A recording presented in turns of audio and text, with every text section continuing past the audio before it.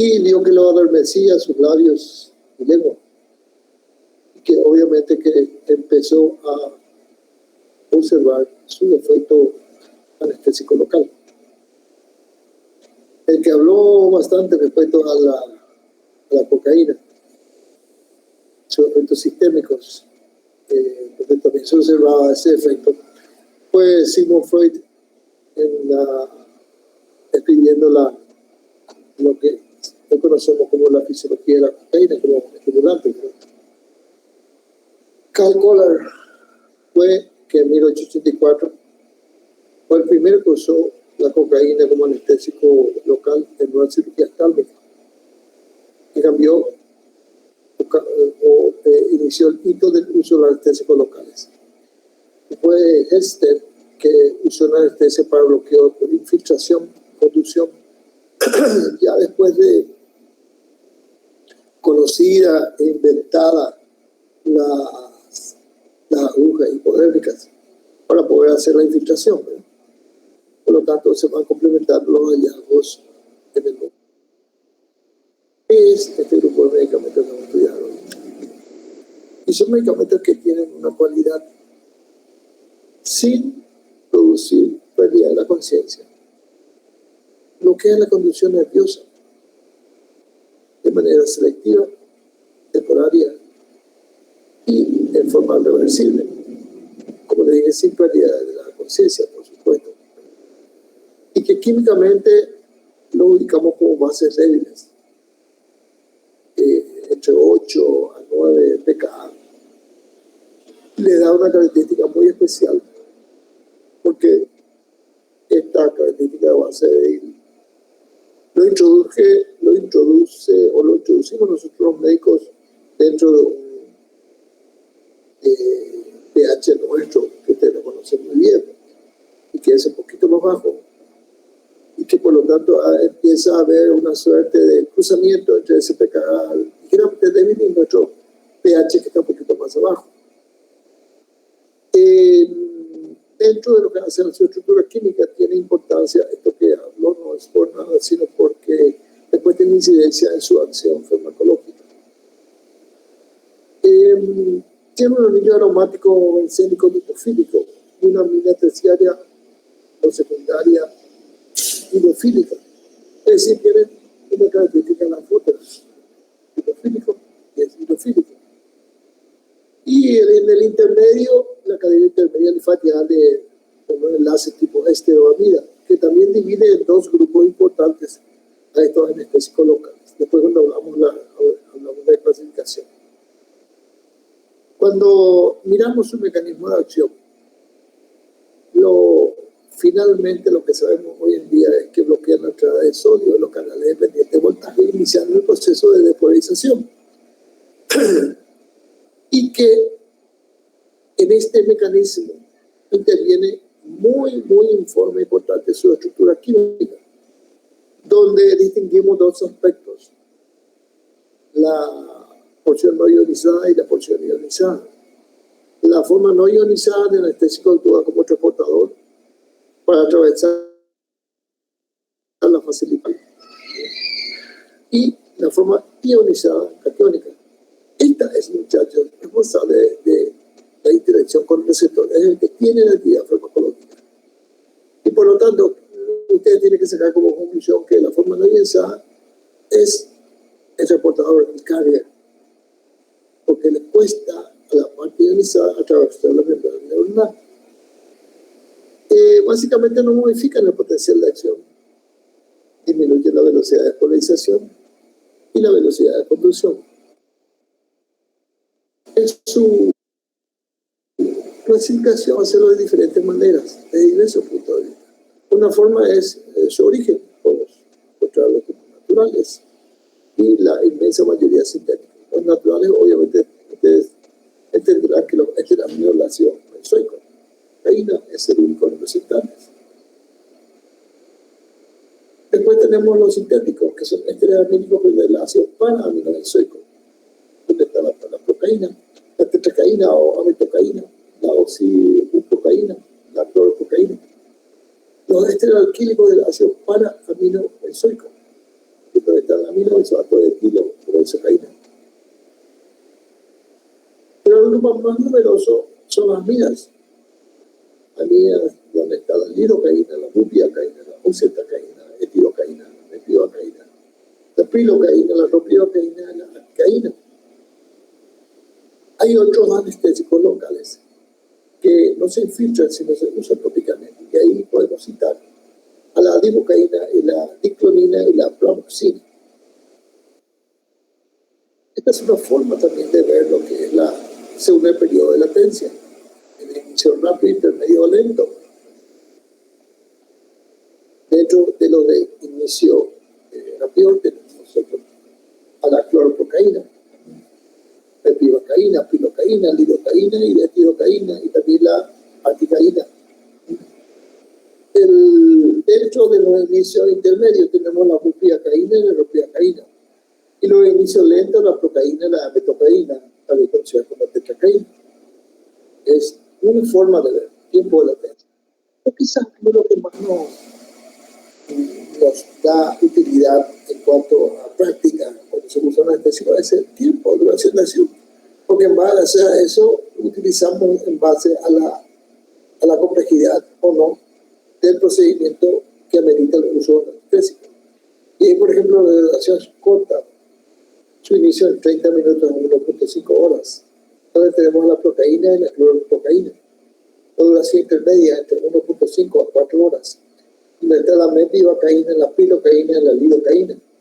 Y la duración larga de 3 a 10 horas, la metocaína y pilocaína.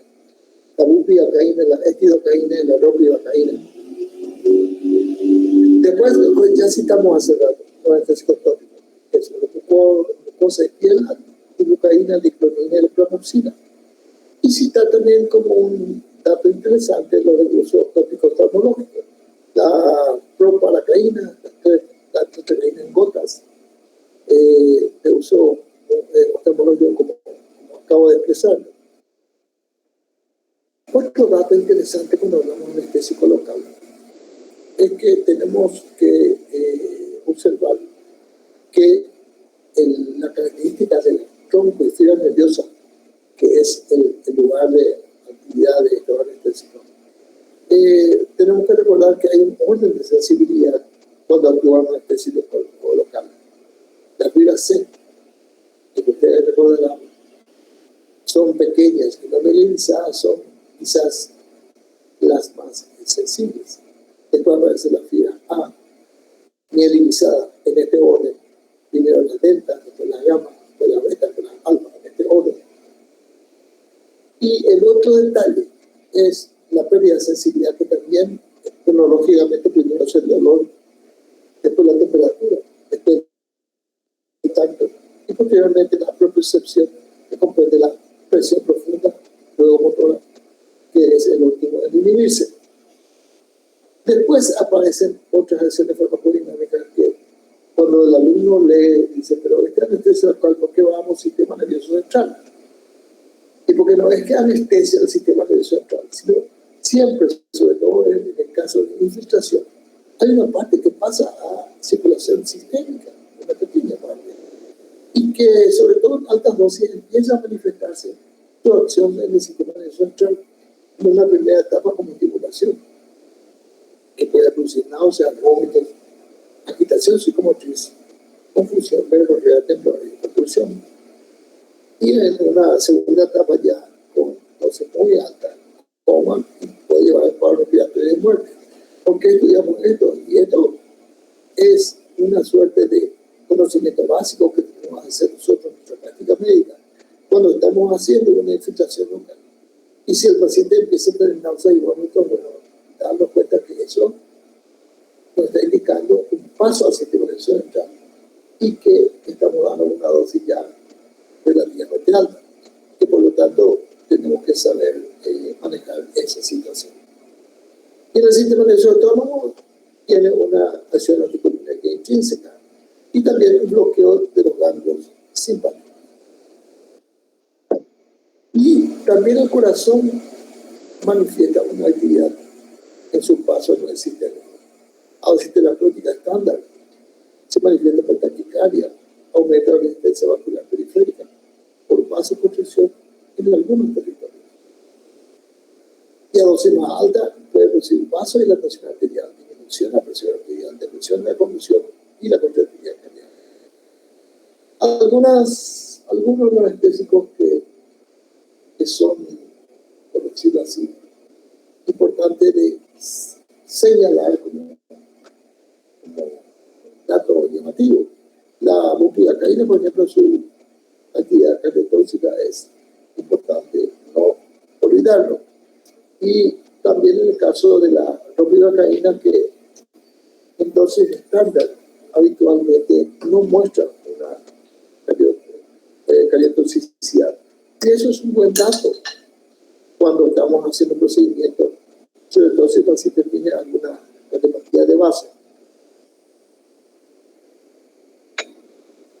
En general, como norma, los anestésicos más potentes son los más cardiotóxicos.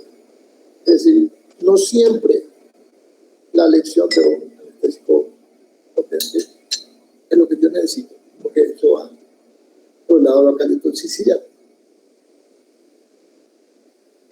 Recordar también que la anestesia epidural espinal, que es de aplicación específica, produce vasodilatación, disminución de la presión arterial por bloqueo de la actividad simpática deferente. Y eso, cada vez que lo aplicamos en esos lugares, tenemos que estar atentos a eso. A nivel respiratorio, un dato llamativo. Actúa con antioxígeno en general, pero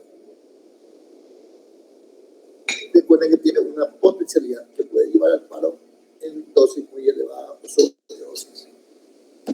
El músculo liso en general tiene una de sus vasodilatadora. A nivel de la sangre en general no tiene mayor actividad, pero hay uno, la procaína, que puede manifestarse por cianosis, por formación de metahemoglobina. Localmente puede haber cierto grado de irritación y se una acción antiséptica de la lidocaína como bactericida que no tiene una significancia clínica, pero es un hallazgo de laboratorio, vamos a decirle que se cita. Desde el punto de vista cinético, acá cada punto, cada detalle que estoy diciendo les marca a ustedes la importancia de conocer su estructura química. El aumento de la liposolubilidad es la mayor potencia en el anestésio local. Es decir, el anestésio local más potente siempre es el más liposoluble. Y el aumento del pKa, por 8, 8.1, 8.2 hasta 9, lo más alto es el inicio de acciones más lento.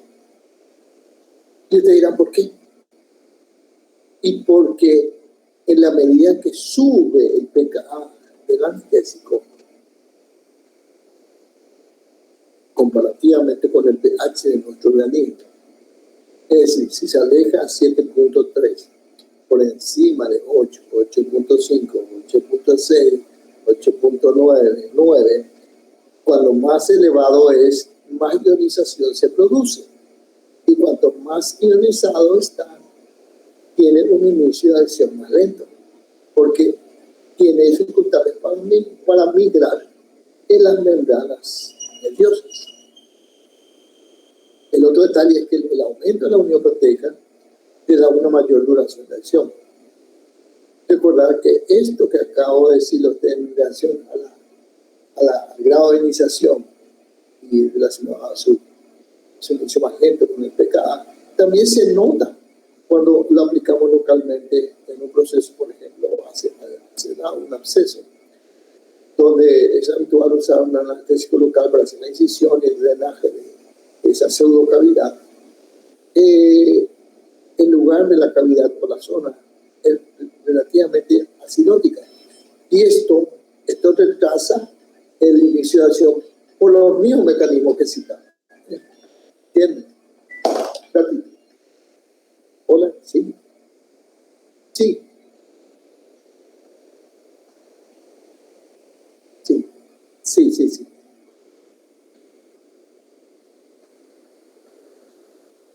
Sí. Sí.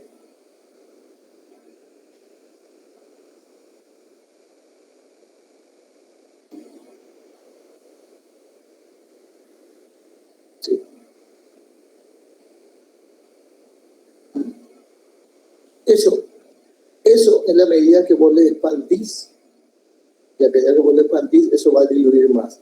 Entonces son las variaciones que van a ir haciendo esa sustancia que se está absorbiendo, simplemente eso.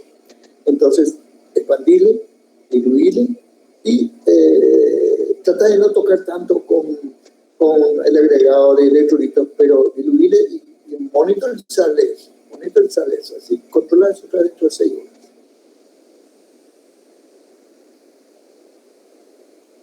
Ya, ok. ¿Qué cosa?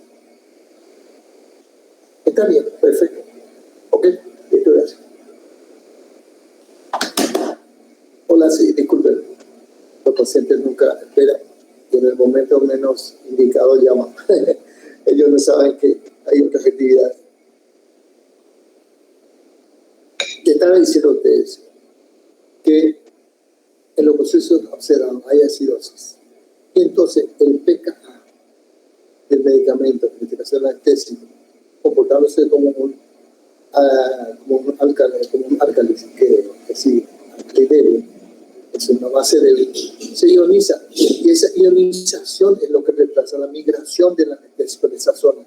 Entonces no se vayan a apurar ustedes cuando empiecen a hacer sus primeras armas como médicos, infiltran el anestésico. De repente se van a dar cuenta que el paciente todavía le duele y ya le infiltraron, y todavía le duele y ya le infiltraron. Tengan la paciencia de esperar un poquitito más de lo habitual, porque esa infiltración no va a correr con la misma velocidad que ustedes veían en un tejido que no está infectado en este caso, ¿verdad? Eso es el detalle por el grado de ionización que se produce por esa diferencia entre el pKa alcalino del anestésico y la acidosis local.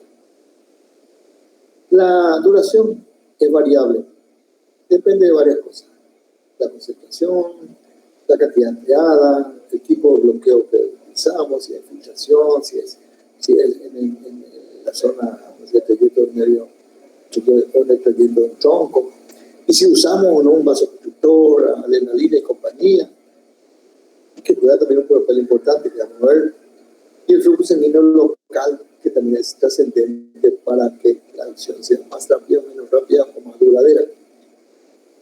Recordando que todos pasan a la manera hematoencefálica general y que en relación a la metabolización, estos son utilizados por las esтерasas plasmáticas y hepáticas, y las amidas son utilizadas por microsomas hepáticos. Los efectos adversos, los que tienen centros quirales, y acá estamos haciendo uso de, vamos a decirle, el conocimiento de la estructura química. Por eso yo le decía al comienzo de la clase, la estructura química es un papel importante. Los que tienen centros quirales, van a ver ustedes que los enantiómeros S es menos tóxico que el enantiómero R. Eso desde el punto de vista a toxicidad y el grado de desviación de la luz polarizada. En el sistema nervioso central, a dosis creciente hay entorpecimiento periodal igual, aturdimiento y acúfeno, inquietud, verborrea, disartria, nistagmus, espasmos musculares, convulsiones. Finalmente, con coma, paro respiratorio y muerte.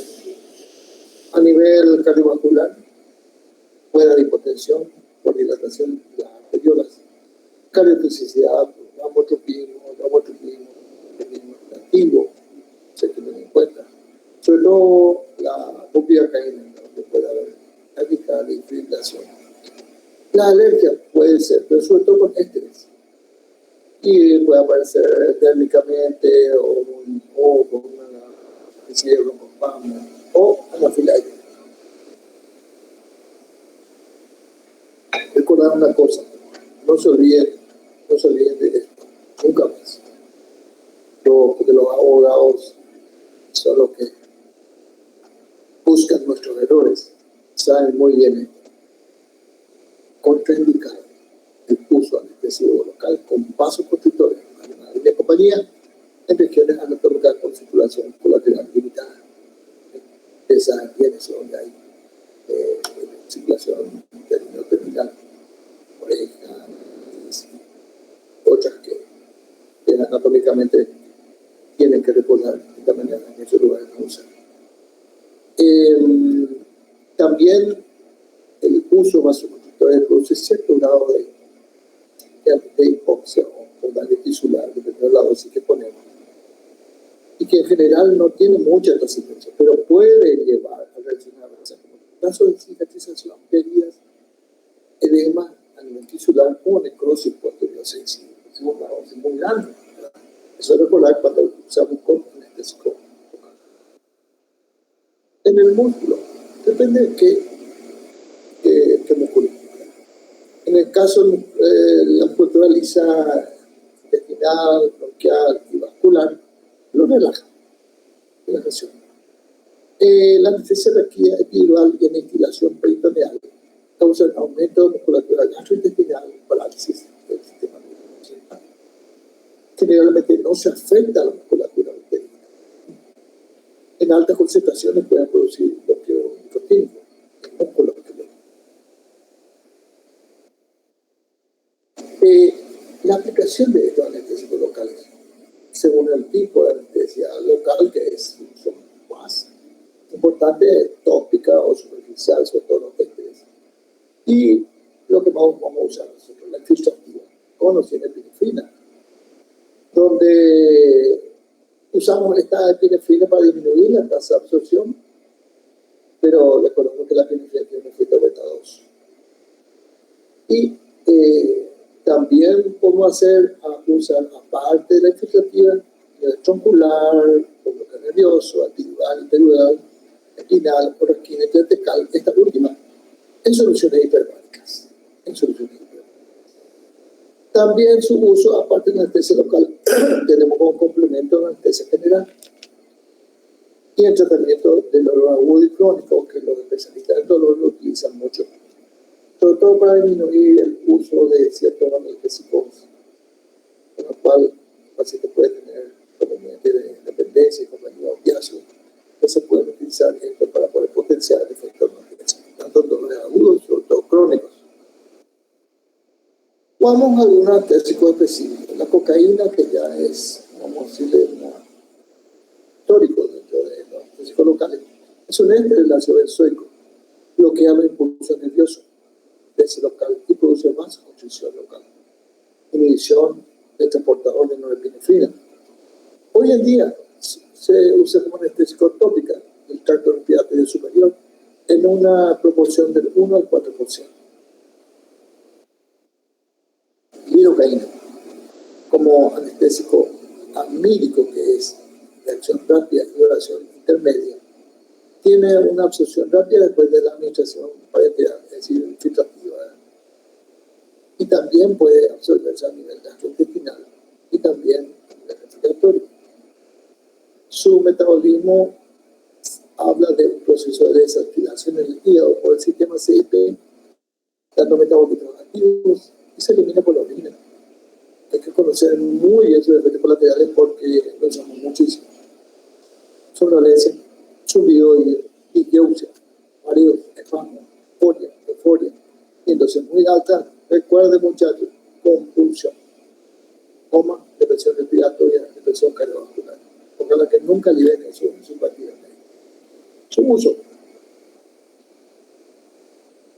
puede usarse con o sin epinefrina, con amplio gama de uso, inyectable, tópico, tablo, mucosa, transdérmico. Recordando que también tiene un perfil antiarrítmico en uso parenteral, de todo por vía endovenosa, como para cierto tipo de arritmia ventricular importante. Recordando que su presentación, lo que tenemos disponible nosotros médicos es en solucionar 1%, 2%, 4%, la presentación es 5% pediátrico hiperbárico. Y cuando está combinado con epinefrina, recordando que más o menos la proporción estándar es 20 miligramos con 0.005 miligramos de la epinefrina que la acompaña. Tópicamente puede haber jalea al 2%, tiempo más al 5%. Aún por la bupivacaína, que es una amida de larga duración, desde el punto de vista de su cinética, La absorción es lenta, se metaboliza rápido, pues la CIP3 a 4. Se glucuroniza y se elimina por orina. Efecto adverso, cardiotoxicidad, arritmias ventriculares severas y depresión del miocardio. Uso en anestesia prolongada, trabajo de parto, posoperatorio, por catéter en infusión continua para anestesia por varios días. Es uno de sus usos bastante frecuentes. Otro que se usan para inyección tenemos la articaína, sobre todo para procedimientos odontológicos. Esto lo conocen bien los odontólogos. Tiene un inicio de acción de 1 a 6 minutos, es rápido, pero dura 1 hora. La clorprocaína de inicio rápido y corta duración y poca toxicidad. Rápido metabolismo con una vida media de 26 segundos. En la administración epidural o subarachnoidea, la grande dosis produce un bloqueo sensorial y motor prolongado y dolor muscular en la espalda. La mepivacaína es una aminoamida de acción intermedia, no se usa en anestesia obstétrica.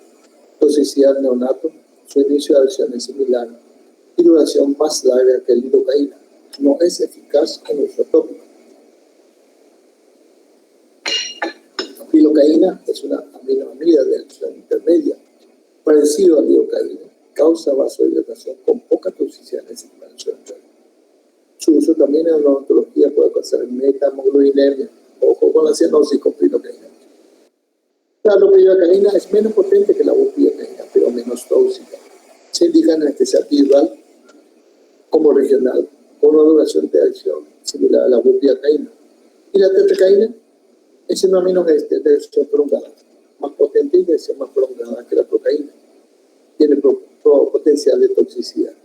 Su uso en anestesia respira, pero es lenta, de inicio, ¿verdad? Y también hay de uso tópico. Y lo de uso tópico, piel y mucosa, la no ocular, se usa, por ejemplo, en prurito anal, genital, erupciones por contacto y hematosis aguda y crónica. Y puede combinarse con glucocorticoides o antihistamínicos. La dibucaína en ungüento es una de ellas. La adiclonina en pastillas para dolor de garganta, parches o soluciones. Y la pramoxina en cremas, lociones, aerosoles, gel, toallitas y espuma al 1%. Eso es grandes rasgos lo que les puedo resumir de este grupo de medicamentos. ¿Alguna pregunta, muchachos, antes de pasar al otro tema? ¿Alguna pregunta? Doctor, a mí Sí. me surgió una pregunta. Cuando mencionaste sobre su farmacocinética, habías mencionado sobre el retraso que tiene dentro de al insertar, o sea, al usar con abscesos. Sí. Mi cuestión que me surgió es, ¿no hay otro medicamento que se pueda usar justamente en esas situaciones que esté adecuado en ese pKa, o sea, que tenga un pKa para eso, que no sean estos derivados? Pregunto, solamente por curiosidad. Que no, por lo menos que yo sepa, todos los anestésicos locales están de 8 a 9. Si hubiera, probablemente va a ser el preferido para ese tipo de maniobra, pero no hay hasta donde yo sepa, ¿verdad? No cita ningún texto, no encontré ninguna de esas, por eso que todos los textos hacen hincapié en ese detalle, y eso es cierto, y eso lo vemos en la práctica médica, ¿verdad? Cuando voy a hacer una sutura de una herida que no tiene ningún proceso infeccioso, nada, ustedes infiltran y al instante prácticamente, usando el anestésico correcto, ustedes tienen una respuesta genial, ¿verdad? Con poca cantidad. Pero van a darse cuenta de cuando aplican a un absceso, el paciente se queja, el dolor me duele, doctor, me duele todavía, ¿qué es lo que pasa? Y le infiltra, y esa es una carnada a ustedes para poder inducirle a mayor uso. Por eso le decía a ustedes, tengan paciencia, no vayan a infiltrarle tanto, espera un ratito, espera que migre, mira que es lento, ¿me entienden? Ese no es el detalle. ¿Está? Sí, doctor, muchas gracias. Bueno, vamos a pasar al siguiente.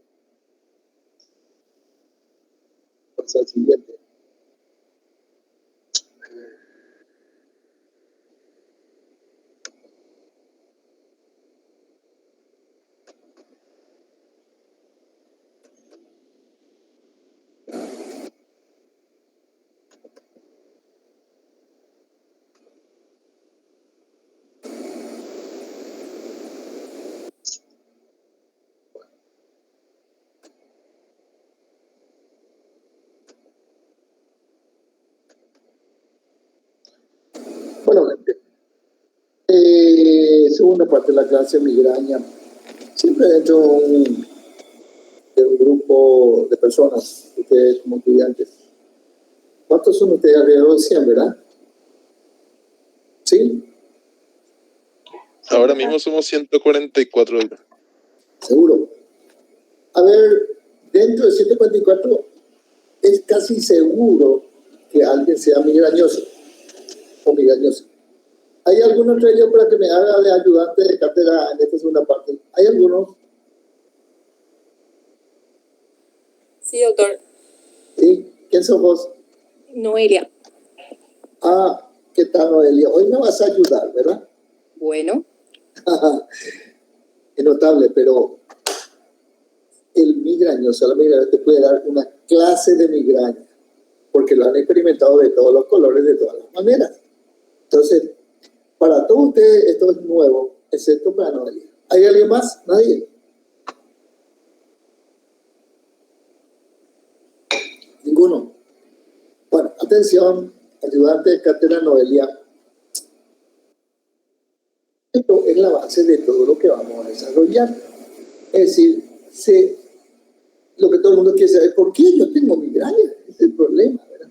Y mira lo que dicen los textos. Mutaciones en los genes que codifican la formación de diversos canales y bombas iónicas. Mutaciones, alguna alteración. ¿Cuál de ellas me toca a mí? No sé. ¿Le tocó a Noelia? Entre ellas los canales de calcio y la bomba de sodio, potasio también. Ahí está el punto de despegue. Esta modificación de estas bombas iónicas produce una activación troncoencefálica de dos caminos. Como ustedes ven ahí, el núcleo del gráfico origina la inervación serotoninérgica. Y el otro, el locus ceruleus, origina importantes vías noradrenérgicas. Entonces, le combino a ustedes, muchachos, porque no tengo acá, no tengo una imagen. Quería pegarlo, pero no soy muy bueno para ir sacando a algún lado. Voy a hacer. ¿Qué es lo que quiero que vean? Ubiquen el núcleo del RAFE y ubiquen el locus ceruleus en un corte de anatomía para que sepan dónde empieza el problema. La cuestión es que ambos producen o generan las crisis migrañosas en su momento. Y se habla de la teoría, una fase central con la activación del tronco encefálico y una fase periférica, mediada por el sistema trigémino vascular, donde aparece la vasodilatación de las arterias cerebrales, inflamación estéril por sustancia alógena, así que produce dolor, y el dolor propiamente dicho que es su síntoma característico. Acá hay que, le combino también a que entre en sus libros de Goldman en la fisiología de la serotonina como neurotransmisor. Qué bárbaro, impresionante cómo la serotonina tiene un montón de adicción. Y a su vez, cuando ustedes miran los subtipos y realmente se dan cuenta cómo es un neurotransmisor omnipresente en un montón de funciones. Entre ellos, lo tenemos que estudiar acá. Porque interviene en la fisiopatología de la migraña. Porque sería fundamentalmente inductora en la fase central. ¿Ven lo que le dice? Inductora, inicia. En cambio, el estímulo de receptores a nivel vascular sería un mecanismo antimigrañoso en la fase periférica dolorosa de la migraña. ¿Se dan cuenta? Son dos caras de una moneda. Siempre la 5-hidroxitamina. A nivel central, tal cosa. A nivel periférico, tal cosa. Contrapuesto. Como migrañoso y como antimigrañoso. Veías ¿qué es lo que lo despega? El estrés. Es el factor personal más importante en el desencadenamiento de la migraña. Entonces, Noelia. Acá estoy, doctor. Acá estoy. ¿Cuándo vas a rendir alguna asignatura que no leíste tanto, te ataca tu migraña? No me da así que tanto así, doctor. Sí. A mí me diagnosticaron la migraña hace 2 años y es con auras. A mí la migraña me avisa, tengo síntomas previos característicos de que me va a aparecer Sí. y tengo la indicación de la medicación, ¿verdad?, exacta para tratar de prevenir o sea, el cuadro agudo en sí, la crisis aguda. Sí. Pero, ¿identificaste algún factor que te Sí. estimula? Anteriormente, antes de ser diagnosticada con la patología, por ejemplo, o sea, mis ciclos hormonales menstruales, por ejemplo, colaboraban un poco. Y después me di cuenta que, o sea, cuando vivía procesos angustiosos, por decirle así, que vendría a ser la parte del estrés emocional, Sí. fue eso lo que hizo en un momento dado, tipo, que yo me di cuenta de que me dolía, me empezó a doler bastante la cabeza inicialmente, ¿verdad? Y me diagnosticaron primero cefalea tensional y Sí. después de eso me siguió doliendo y entonces ahí sí ya consulté con un neurólogo y ahí Claro. fue que él que visualizó tu aura. Exactamente. Que visualizó tu aura y por eso hizo el diagnóstico. Pero ven Así ustedes, gente, lo siento por este alumno que ahora está mirando. Miren qué subrayé ahí. Más importante. más importante, sí. El más frecuente. ¿Y cuál es entonces el estrés más importante del alumno? El examen. Ojalá que Y ahora no va a ser, ahora doctor, tu cátedra va a ser nuestro mayor estrés probablemente este año. Espero que no sea. Justamente para evitar como profilaxis de la migraña farmacológica es el estudio al tiempo. Entonces van a entrar tranquilitos, van a ir a tener un 5 felicitado sin ningún problema. Ese es el punto, por eso puse más importante, ¿entienden? Claro, siempre dentro de 140 personas hay algunos que les gusta tomar un poquitito, ¿verdad? Entonces me quita alcohol, recuerden muchachos, la formación de acetaldehído contribuye muchísimo que es un metabolito del alcohol. Y diversos alimentos. Hay algunos que clásicamente no, yo no puedo con el chocolate. Hay una torta y tiene chocolate, preguntan. Y ese es una migrañosa o migrañoso está preguntando, eso ya sabe cuál es su problema, ¿verdad? Otros son derivados lácteos, otros ricos en nitrito, glutamato, que están, ¿saben dónde? En embutidos de compañía. Y miren los fármacos, estrógenos, algunos anticonceptivos orales, y en menor grado algunos antiinflamatorios y vasodilatadores en uso crónico. Es decir, hay varios factores, pero recuerden, el estrés. Vamos a dividir todo esto en dos partes: tratamiento sintomático de las crisis y de la profilaxis. Vamos al tratamiento de las crisis. Hay triptanos y derivados también. Muy sencillo.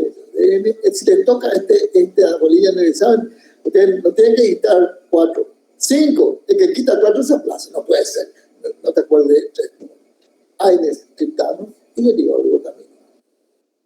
Dentro de los AINES, el ácido de 500 o de miligramos, que en una buena parte de la gente le rinde beneficio, pero hay veces que no es así. Entonces tienen como alternativa, ahí tienen naproxeno, ahí está la dosis, ibuprofeno, ibuprofeno derivado del ácido acético, diclofenac. Hay otros que usan otros AINES, pero estos son los que nosotros tenemos como estadística y que los textos lo traen como de más frecuente uso. Y casi siempre le agregan a un antiemético porque esto produce náuseas, vómito muchas veces, por eso metoclopramida o aspidona, antieméticos conocidos pueden asociarse. Vamos a ubicarlo al AINE. Miren muchachos, indicado el tratamiento de la crisis migraña leve y moderado. ¿Escucharon muchachos? Leve y moderado. No funciona de intenso. Es recomendable utilizarlo como un fármaco antiemético prosimétrico, ya saben, de forma precoz, porque los AINES, cuando está con mucho dolor una persona, ya no funciona y empieza los vómitos.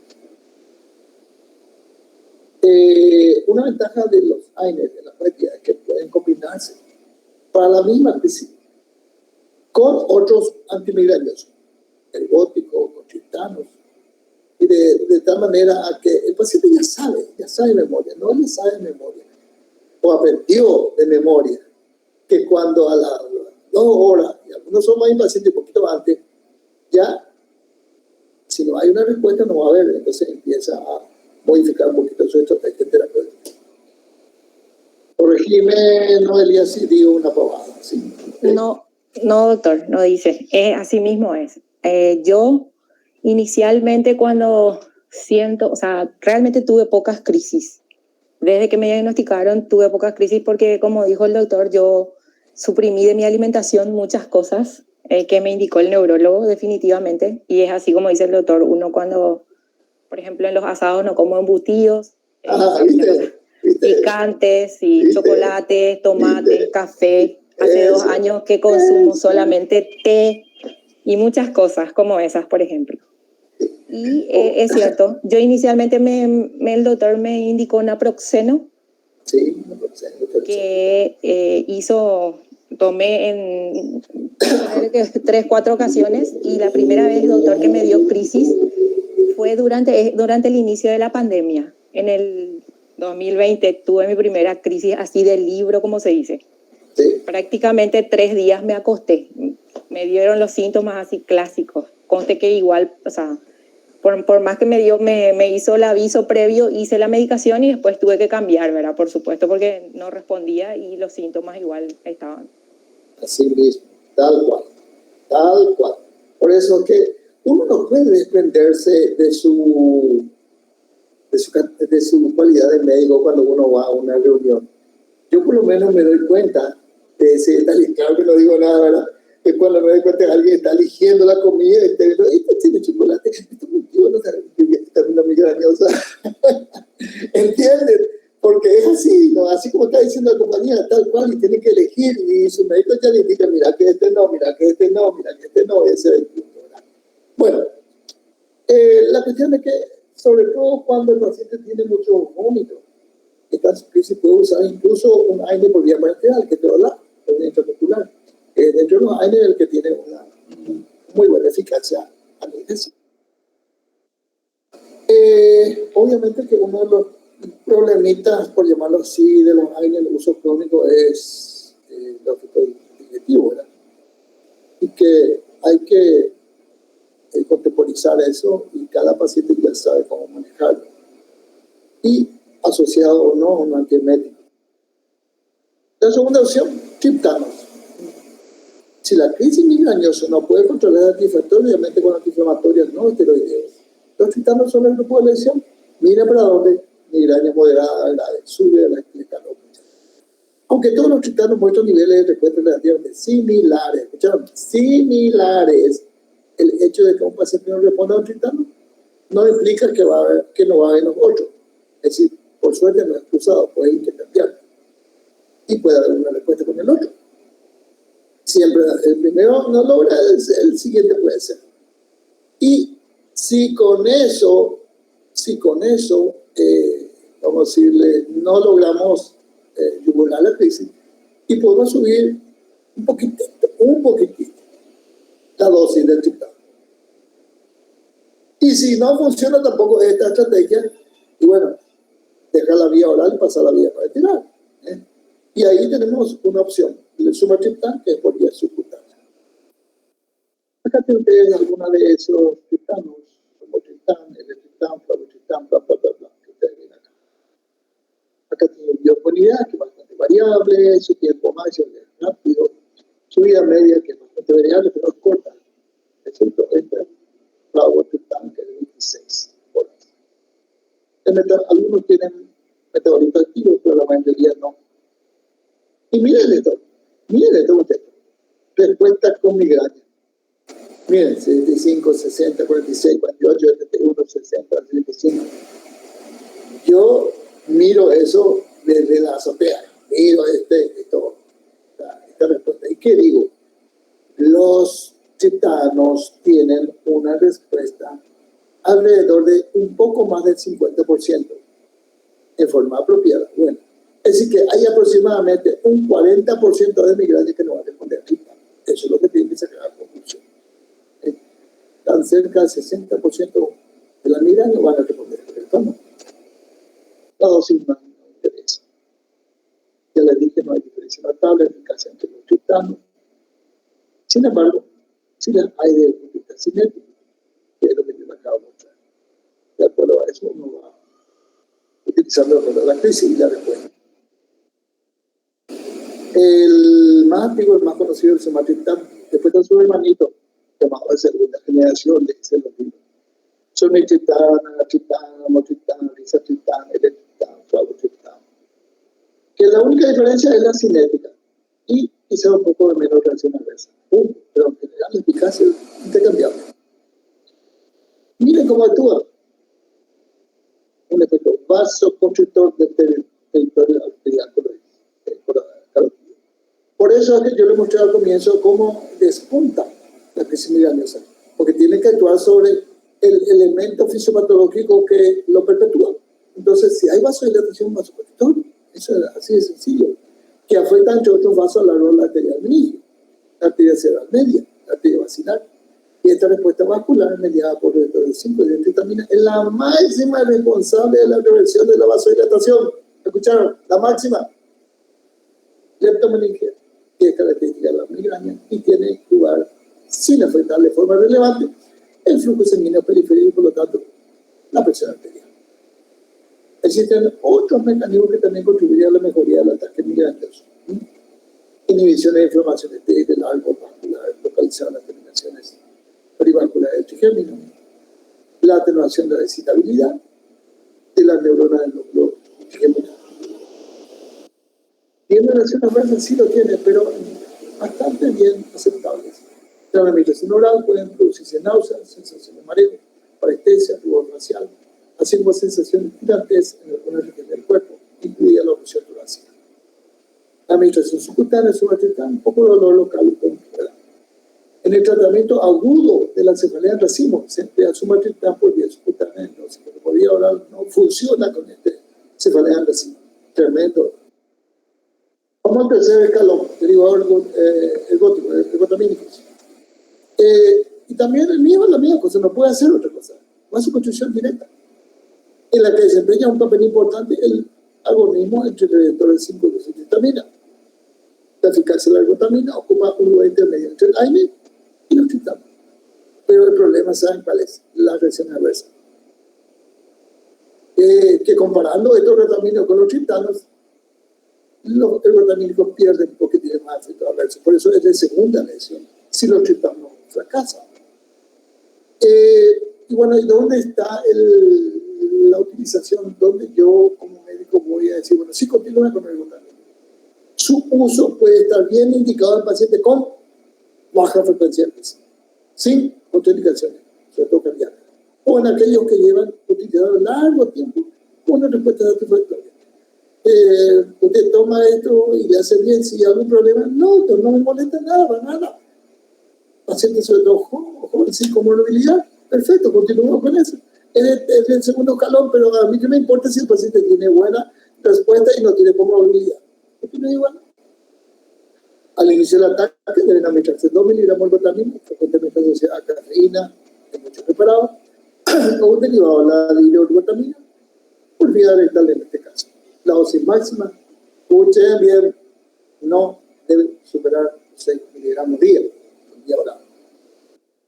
Los efectos adversos más frecuentes es náuseas y vómitos, que está relacionado a la acción de este medicamento sobre el receptor dopaminérgico del tronco encefálico. También puede haber calambres, adormecimiento y los dolores musculares transitorios en los miembros inferiores. Pero lo que más tiene que atender es esto, efectos secundarios en la parte cardiovascular. Induce una vasoconstricción no selectiva, más intensa y duradera que lo que producen los triptanos. Se ha descrito elevación de la presión arterial, angina o infarto miocardio, isquemia del miembro inferior, incluso trasdosis única electrofármaca. Por eso que le decía a usted, ojo, si hay comorbilidad, abstenerse. El empleo crónico se asocia a inducir cefalea de rebote, que es otro problemita, y desencadenar la temida cefalea crónica diaria por abuso de ergotismo, que le llaman los libros, le llaman ergotismo. Bueno, vamos ahora a ver si podemos redondear el tratamiento de la migraña como principio. Los triptanos, a no dudarlo, son de elección para la crisis moderada grave. y los leves moderados los hay. Eso es grave. En los pacientes con náusea o vómito, obviamente se puede usar por vía rectal, y también podemos utilizar como alternativa otra vía subcutánea, como sumatriptan o el ketorolaco intramuscular, cuando hay un vómito que nos está impidiendo utilizar por la vía oral. Hay veces en que, y hay de esos pacientes, 10 pacientes, 3 no le va a hacer caso a todo esto que te dice, se va a reír el paciente de eso, porque no le funciona. Cuando necesita un estatus migrañoso, a veces hay que recurrir a corticoides, como metilprednisolona o dexametasona. Ese ya es otro escalón. Vamos a la profilaxis. Profe, Sí. Escucho. yo quería nomás preguntarte algo. Yo escucho de gente, por ejemplo, que incluso recurre al cannabis porque, o sea, ninguno de los tratamientos anteriores que mencionaste no les sirve. ¿Eso sería, o sea, es bueno o malo? ¿Qué pensás? Y mira, hay algunos pequeños estudios donde el cannabis entra principalmente en dolores reumáticos. Le adoran algunos reumáticos que usan localmente, se funcionan con eso. Los pacientes con epilepsia, que hay un 30% que no responde a nada, le adoran al cannabis medicinal. Y hay migrañosos que ya probaron hasta jugo de saco, lo que sea, ¿verdad? Y también encuentran algún tipo de respuesta con fundamento o sin fundamento que también usan. Porque al final de cuentas todo eso son despolarizaciones anormales. Finalmente todos tienen que ver con despolarizaciones anormales.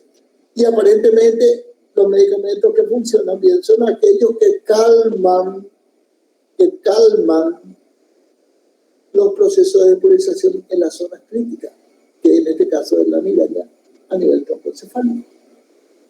Si eso hace, entra dentro de esas posibilidades. Pero principalmente no entra. Si vos me preguntás, ¿y por qué los cannabis se usan para todo? Y porque ya tenemos medicamentos bien estudiados para las crisis, que es lo que acabo de mostrarle a ustedes. Los otros ya son para alternativas de situaciones desesperadas donde no hay una respuesta. Y al paciente no le importa que no haya, tiene que encontrar una respuesta. Entonces van a ver ustedes que ese que usa cannabis medicinal no es una respuesta, vamos a decirle, fácil. Es una respuesta problemática. Por eso está migrando a situaciones donde le dijeron que andan bien en esto. Es reumático, que no encuentran respuesta con los AINE o con los corticoides o con medicamentos que cortan la evolución. La epilepsia refractarias, los pacientes migrañosos. ¿Ustedes creen que el migrañoso puede estar un día con su migraña y no tener respuesta? No puede. Díganle a Noelia que aguante un día con su migraña. Va a decir, no, es una situación ya, vamos a decir, insufrible. Entonces buscan una respuesta. Y en eso está ese tipo de uso medicinal. Ustedes están viendo de que existe ese tipo de pacientes que lo están utilizando. Yo no digo que no funciona, digo nomás que no son para respuestas, vamos a decirle, habituales, no es para una rutina, es para aquellas situaciones donde ya no encuentran respuesta y nos vamos para cosas, vamos a decirle, no bien estudiadas. Hay pequeños estudios que si en tal lugar se utilizaron 100 pacientes o 100 pacientes, que ustedes deben ver de que la mayoría de ese grupo poblacional que estudian esto son para situaciones anormales, aquellos migrantes que no tienen una respuesta habitual para lo conocido. ¿Entendieron? Sí, profe, gracias. Para casos extremos, entonces. Exactamente, para eso. Profe, yo tengo una pregunta. No solo Con respecto al tratamiento profiláctico, ¿qué fundamento tiene el uso de la toxina botulínica en la inyección? no te apures, voy a hablar de eso. Ah, ok. Gracias, profe. Esperamos un ratito que todavía no hablé todavía de profilaxis. Bueno, pasamos a eso. beta-bloqueante, antiepiléptico, antagonista del calcio, antidepresivo, antagonista de serotonina, que son lo que hoy en día tenemos estudiado como profilaxis. Y ven, ¿quién es la última que habló? ¿Quién es? Yo, profe. Noelia ¿Quién sos? Ortega. Noelia Ortega. Noelia Ortega. Sí. Bueno, Noelia, ve eso que dice miscelánea. Sí, profe. Ahí está, eso también. Ahí vamos a hablar. ¿Está? Ok. Bueno, pasamos a beta bloqueantes. Bloqueo noradrenérgico. Es su actividad, ustedes ya la conocen. ¿verdad? Un bloqueo, un efecto indirecto sobre los receptores serotonínicos centrales del tipo 5-HT2B. Ese es el efecto que se consigue básicamente con el beta bloqueante.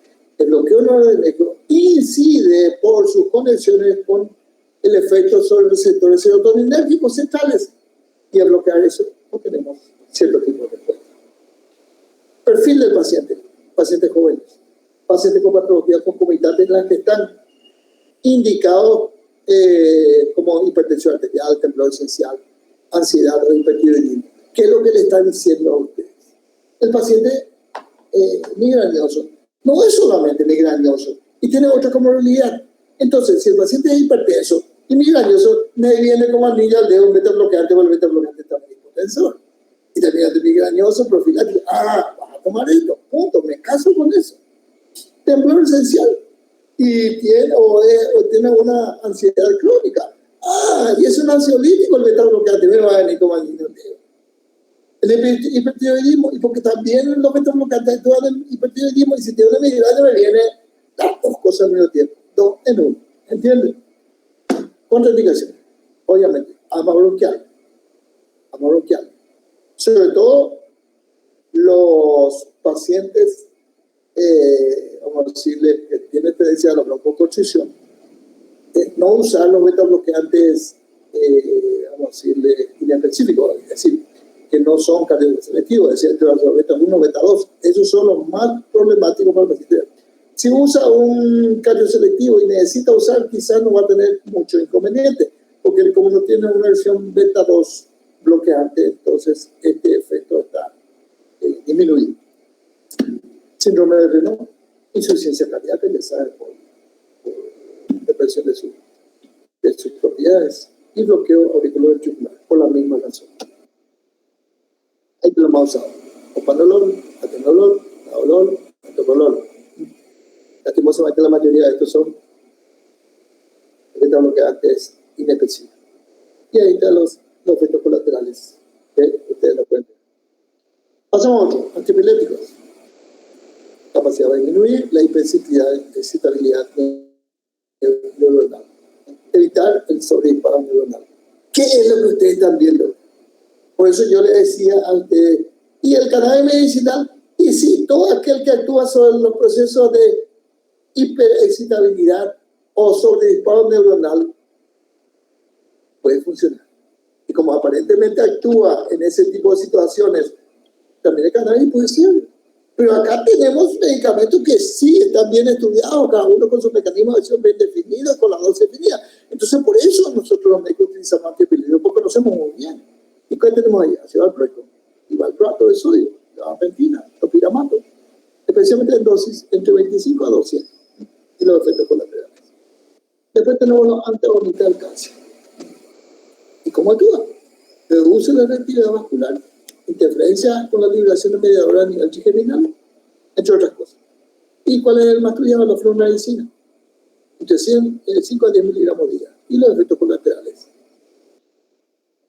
Y los antidepresivos, ahí también como estabilizador, amitriptilina o venlafaxina, a las dosis que ustedes están viendo, con los conseguidos efectos colaterales que ustedes tienen. Y los antagonistas de la serotonina, sobre todo antagonismo del 5-HT2 a nivel central, que inhibiría la actividad de 5-dientritamina en la etapa central de la fisiología, de lo que hablamos de la migraña. Y ahí tienen los más estudiados, metiserpia y el pisotifeno, con efectos colaterales consabidos. Y acá la miscelánea de quería escuchar tanto novedad. Inyecciones pericraneales de toxina botulínica. Yo sé que algunas de las chicas o una muchacha una vez se habrá aplicado para quitarse una arruga. Eso se usa, es rutina hoy en día, ¿verdad? Pero acá la toxina botulínica en caso de cefalea crónica, diaria, y otras cefaleas primarias. ¿Por qué? Por la comodidad de su uso, aplicación de inyecciones cada 3 meses y la ausencia de efectos secundarios sistémicos. Bien hecho la inyección. Si alguien te aplica en un lugar inadecuado, también te puede producir una parálisis de músculo de la deglución y otro tipo de cosas que te pueden complicar la vida. Pero si en personas con experiencia de dosis adecuada, no tiene mucho inconveniente. En aquellas situaciones donde no es, vamos a decirle, no es solucionado el problema con todo lo anterior que hablamos. Entonces, la cefalea crónica diaria y otra cefalea primaria que no responde al tratamiento convencional habitual. Y hay una cosa que funciona ahí, dice riboflavina, vitamina B12. Vitamina, 800 miligramos día, se ha utilizado como profilaxis, fundamentalmente por una ausencia de efectos secundarios limitantes, como la vitamina, ¿verdad? Y que, según algunos estudios, tiene cierto tipo de fundamento en relación a eso. Eso dentro de la miscelánea. Hay otros que ustedes van a decir, Noelia, yo me fui a la que hace acupuntura. Y también. Hay otros que hacen con pomada, con gel, no sé qué cosa. Y existe. Pero eso ya entra dentro de otras misceláneas que no puedo poner acá, porque luego no citan los textos, ustedes me van a decir, ¿de dónde sacó eso? Y no les puedo poner eso porque no hay estudios serios que respalden ese tipo de cosas. Bueno, gente, te puedo abandonar si no hay ninguna pregunta.